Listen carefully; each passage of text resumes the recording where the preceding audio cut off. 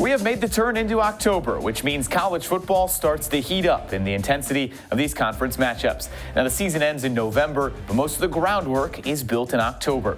With a couple of key rivalry games looming this week, let's get into our latest NCAA Football Power Rankings, starting with teams 10 through 6. At number 10, Auburn.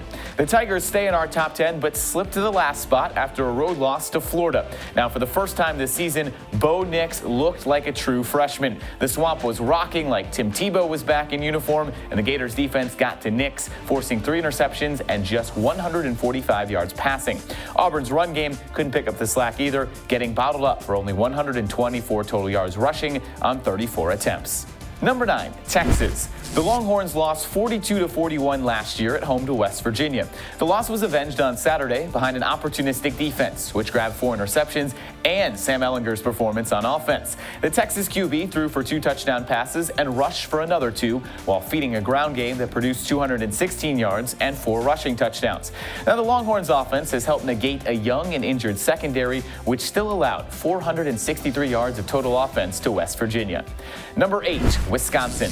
The Badgers were back out of conference play, and they went back to their early season form of just dominating people. Wisconsin didn't allow a point for the first 10 quarters of the season, and on Saturday beat Kent State 48-0. The Badgers allowed just 124 yards of offense, while Jonathan Taylor himself rushed for 186 yards on his own. Now, in a heated Heisman race, Taylor has scored 12 touchdowns through 5 games this season. Number 7, Florida. The Gators' defense was impressive, and Florida had the biggest win of the weekend, taking down previously unbeaten Auburn. But the long-term concern over quarterback Kyle Trask lingers on. Trask left the game early in the second quarter, returned to the sideline later with a brace on his left knee. Now, Trask is the starter because Felipe Franks was hurt a couple of weeks ago. So Florida may be down to its 3rd-string quarterback when they head to LSU on Saturday. And number 6, Oklahoma.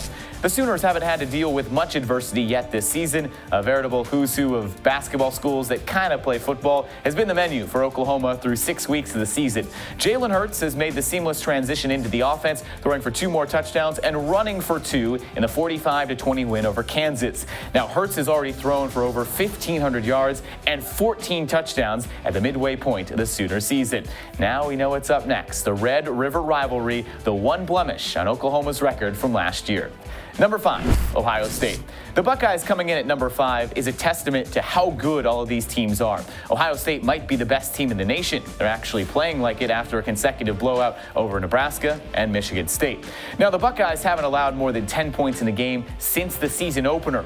All right, the quality of competition has not been at the level of their SEC counterparts, hence the placement down here at 5. But Ohio State's toughest tests, home games against Wisconsin and Penn State. Yeah, they get them at home. They could beat both of them.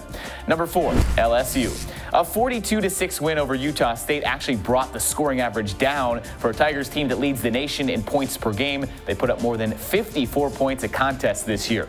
Joe Burrow nearly matched his own record of 6 touchdown passes by throwing for 5 scores and 344 yards. Now, Burrow's numbers are at season record pace for the Tigers. 1,864 yards and 22 touchdowns. The LSU record for touchdown passes in a season is 28, so only 6 away with 7 games left. Now, the real test begins for LSU because 3 of the next 4 games are against teams in the top 10. Number 3, Georgia. The Bulldogs keep finding balance on offense, and it led to a dominant road win over Tennessee. Georgia threw for 288 and rushed for 238 yards. Jake Fromm was efficient, throwing only 5 incompletions and 2 touchdown passes. That makes sense. He is 3rd in the country in completion percentage, and the Georgia offensive line has allowed the fewest sacks in the country, a recipe for success, but the key will be if it continues down the stretch run when 3 of their final 5 are against ranked teams. Number 2, Alabama. The Crimson Tide were idle this past weekend, giving them an extra week to prep for Texas A&M.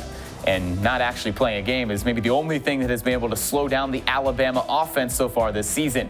The Tide have put up the 3rd most yards per game, are the 3rd highest scoring offense in the nation. And there isn't a more dangerous unit in football than Alabama's 3 wide receivers, Devontae Smith, Jerry Jeudy, and Henry Ruggs. An explosive showdown awaits between LSU and Alabama on November 9th. And number 1, Clemson. The Tigers were also idle last weekend, so not much to do here at the top of the poll when the top two teams don't play. Let's quickly recap why Clemson is number one. They're the reigning champs, their offense is really good, and no one in the ACC will beat them this year.